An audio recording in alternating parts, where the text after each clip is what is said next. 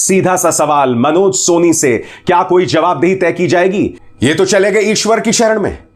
क्या इनसे कोई जवाबदेही तय की जाएगी? क्या ये पूछा जाएगा कि आखिर क्या वजह है कि पिछले 10 सालों में, क्योंकि ये व्यक्ति 2017 से यूपीएससी से जुड़ा हुआ है, क्या इनकी जवाबदेही तय की जाएगी कि क्या वजह है कि लोग फर्जी सर्टिफिकेट लेके आईएएस, आईपीएस और आईआरएस में भर्ती लेने की हिमाकत कर रहे थे?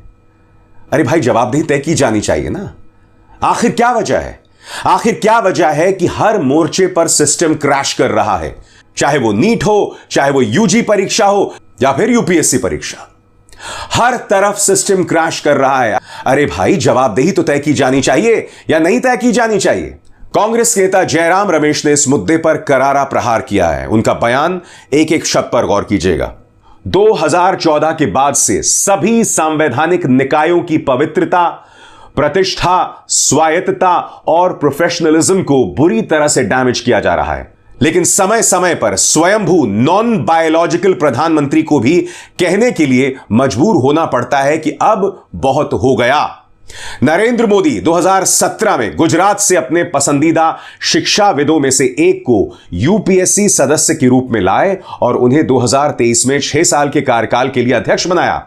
लेकिन इस तथाकथित प्रतिष्ठित सज्जन ने अब अपना कार्यकाल समाप्त होने से पहले 5 साल पहले ही इस्तीफा दे दिया है।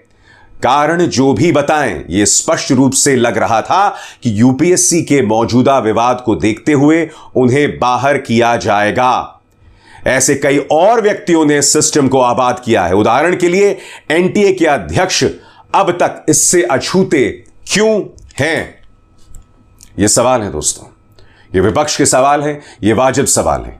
अगर आप इस व्यक्ति को हटा रहे हैं तो आपको बताना चाहिए, जवाबदेही तय करनी चाहिए। एक के बाद एक रेलवे हादसे हो रहे हैं, मगर इस व्यक्ति अश्विनी वैष्णव पर गाज तक नहीं आती है। उल्टा यह व्यक्ति विपक्ष को नसीहत दे रहा है कि हिंसा मत करो या हिंसा की बातें मत करो। और जिस हिंसा या जिस अफरा तफरी, जिस अराजकता का सामना रेल यात्री अपने रोजमर्रा के जीवन में करता है, अश्विनी जी, उसके बारे में आपका क्या कहना है? इन सवालों से भाजपा नहीं बच सकती। ऐसे सवालों पर, ऐसे मुद्दों पर, ऐसी खबरों पर डिबेट होना जरूरी है। एनटीए के प्रमुख के बारे में डिबेट होना चाहिए। नीट के बार बार पेपर लीक होने पर डिबेट होना चाहिए। रेल हादसे जो हर गुजरते दिन के साथ बढ़ रहे हैं, उन पर चर्चा होनी चाहिए। आखिर क्यों यूपीएससी के चेयरमैन ने अपने पद से इस्तीफा दिया, इस पर डिबेट होनी चाहिए। क्योंकि अगर आईएएस की परीक्षा की भी पवित्रता बरकरार नहीं रही तो इस देश का क्या होगा, सोचिए। क्योंकि आईएएस की परीक्षा, जितनी भी परीक्षाएं इस देश की है ना, सबसे मुश्किल होती है, सबसे ऊंचा पद होता है। और अगर यहां पर भी लोग फर्जी सर्टिफिकेट देकर अंदर घुस जाएं 12 कोशिशों के बाद, तो सोचिए क्या होगा, क्या होगा इस देश का। 2014 से पहले आप और हम ऐसी चीजों की कल्पना भी नहीं कर सकते थे, और अगर ऐसी चीजें होती थी तो हम उस पर डिबेट करते थे। सीधा सा सवाल, मनोज सोनी इतनी बड़ी खबर, क्या आज प्राइम टाइम में आप इस खबर को कहीं पर भी देख रहे हैं? अरे भाई, आप अब भी हिंदू मुस्लिम कर रहे हो, कावड़ यात्रा को लेकर भ्रामक बातें कर रहे हो। इस खबर की भी चर्चा कर लो कि मनोज सोनी ने अपने पद से क्यों इस्तीफा दिया। क्या बच्चों के भविष्य का मुद्दा आपके लिए बिल्कुल खबर नहीं है? बताओ, हमारे बच्चे ही हैं ना जो आईएएस की परीक्षा देना चाहते हैं।